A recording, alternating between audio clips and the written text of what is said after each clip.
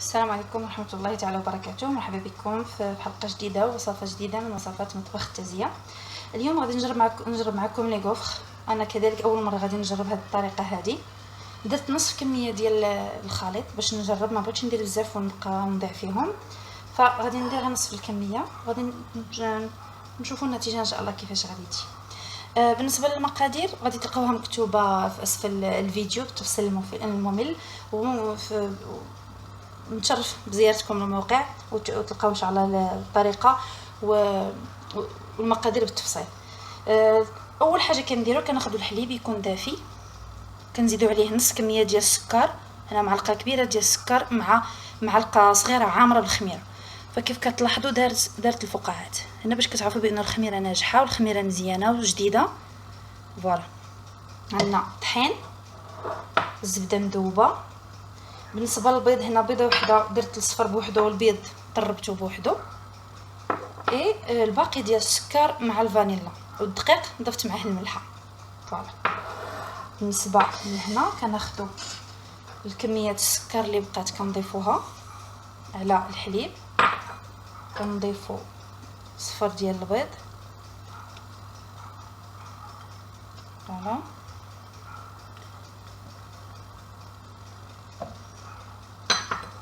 وكنضيفوا الزبده المذوبه. فوالا،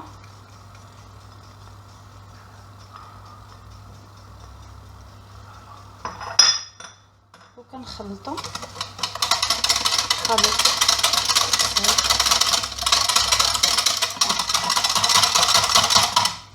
فوالا، كناخذوا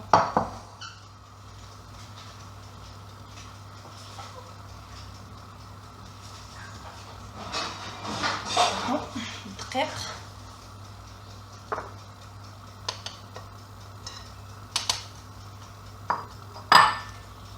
ونخلوه باش يدخلوا الهواء ويزول الا كان بحال هاد الحبيبات هادو. فوالا، من بعد كنضيفوا خليط السائل مباشره.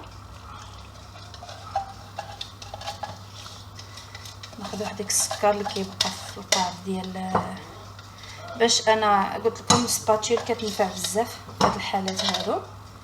وكنخلطوا الخليط. فوالا،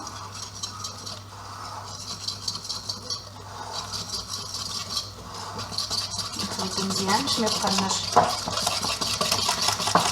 اي كويرات ولا اي حاجه باش نحصلوا على عجينه طرف. فوالا، ها هو هذا الخليط.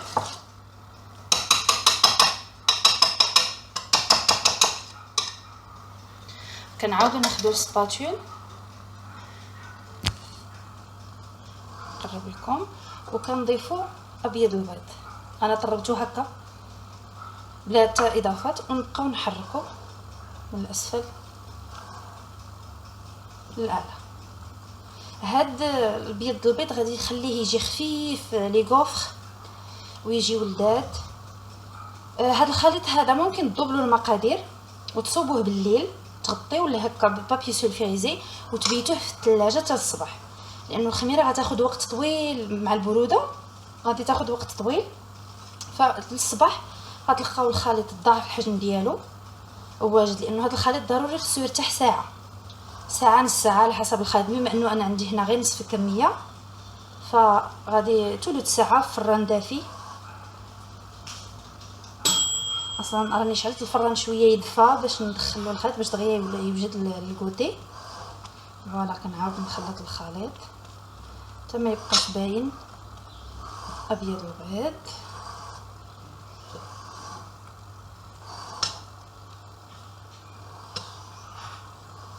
فوالا، تخلطوه مزيان.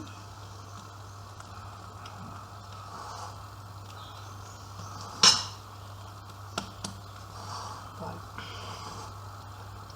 الخليط وجد. فوالا، كناخذوا ورق غذائي او كي كنقولوا حنا شوفوا المنظر.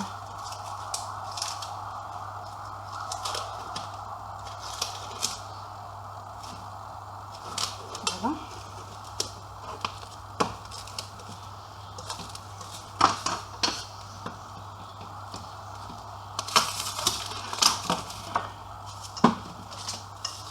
ايوا، وكنخليوه يرتاح نص ساعه 30 دقيقه حتى ل 35 دقيقه. المهم تنشوفوا الخليط بانه ضعف الحجم ديالو خمر، بهذا المعنى انه خمر وتبان فيه الخميره، وندوزو من بعد المرحله ديال الطياب.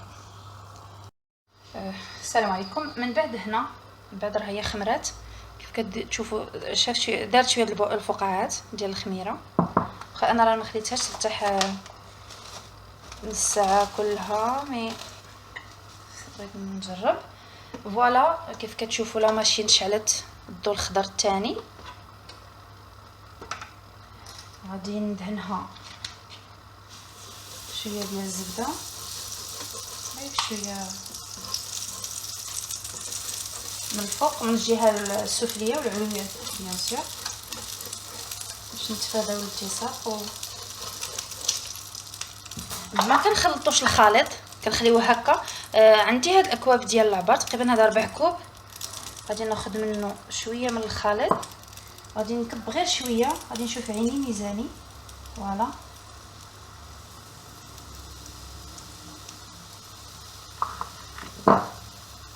او بمغرفه او باش بغيتو، نتوما راكم الحريه ديال بيان سور. في المره الاولى خصك ضروري كيكون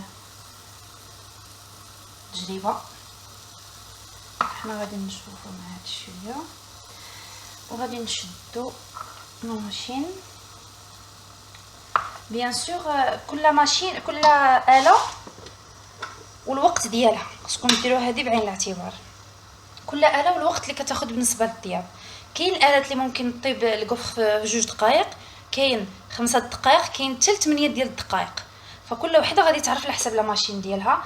بيان سور كل ما كانت لا ماشين ذات جوده عاليه فغادي تكون بيان سور الطبخ احسن. كذلك الحفره ديال الكفخ كل ما كانت عاليه كل ما كنعرفوا هذا الكفخ التقليدي اللي المعروف في العالم كله. مي كل وحده غادي تشوف على حسب لا ماشين ديالها. غادي نبقاو بيان سور كل على ما يطيب الخليط. لي كفخ ضروري يداروا على شبكه. انا استعند حاليا غير بالشوايه اللي كنشوف فيها على الفخر. خص ضروري يكون الفراغ من التحت باش الكفخ ما يفزكش ما يعرقش. وإلا عرق غادي يولي يرطب، يولي بحال معجن. فمن الافضل نتفاداو ونديروه من تحت كي قلت لكم من الشبكه. اللي بغات تحافظ عليه، كانت مثلا دايره كونتيتي كبيره كميه كبيره، بغات تحافظ عليه يبقى مقرمش، تشعل الفران ديال الضوء ولا الفران العادي ديال الغاز وتشعلو مزيان، وتشعل الكريه الشوايه اللي من الفوق، وتخلي الفران يسخن وتدخلوه في الشوايه شويه هكا. غتخليوه غيبقى شاد ديك القرمشه ويبقى محمر على ما تكملوا لا كونتيتي كلها ديال العجينه. وكيف قلت لكم راه ممكن ديروا غير نصف الكميه الا كنتو مزروبين مثلا عدد الاشخاص قليل، او بيان سور ديروا لا كونتيتي كلها. فغادي نساين ونشوف.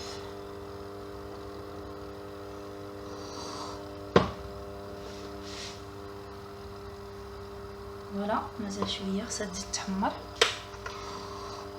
فتقريبا حاليا نقول تقريبا دقيقه، فما غاديش تاخذ الوقت بزاف في الطبخ ديالها.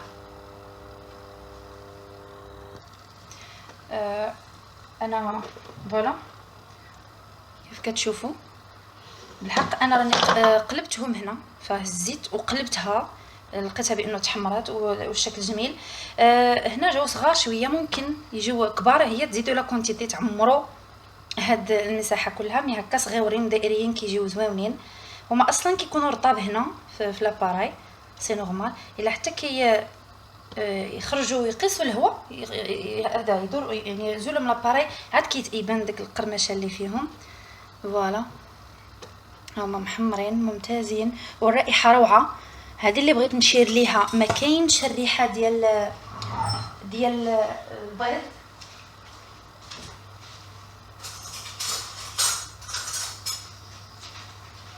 الزفره ديال البيض ما كايناش، هذا هو اللي علاش كنقلب انا براسي.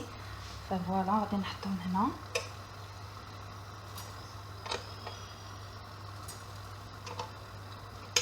فوالا محمرين. غادي نعاود فقط ندير هاد الكميه اللي بقات.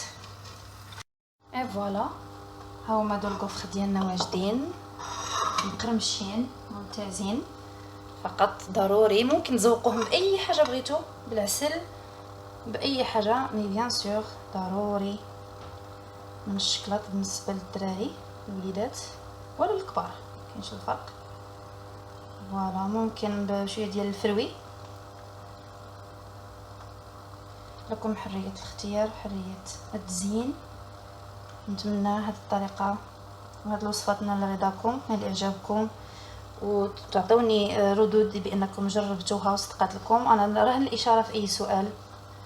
وشكرا لاهتمامكم وشكرا للمشاهده وطيب المشاهده. كنتمنى لكم كل التوفيق. تحيه طيبه والى اللقاء.